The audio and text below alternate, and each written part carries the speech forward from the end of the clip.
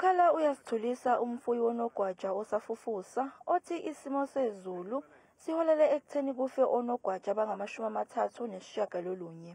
Kuwe i-structure and sabulala ama-rabbits amaningi. Bese ngibhekile nami ukuthi ngizokwenza imali ngawo. Angisahlukane nomuntu oqala phansi because njengoba ngishilo ukuthi amanye awo they were pregnant.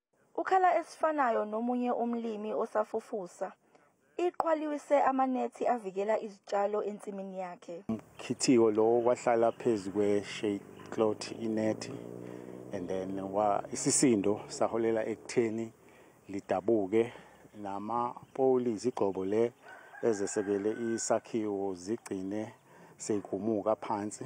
Umonakalo nje mkhulu kakhulu uzoholela nje ukuthi siqale phansi konke kwi-project and kuphazamise nezinhlelo zalesizini esikuyo manje ebusika lapho kufanele siqhubeke sitshale khona green pepper nama-butternut.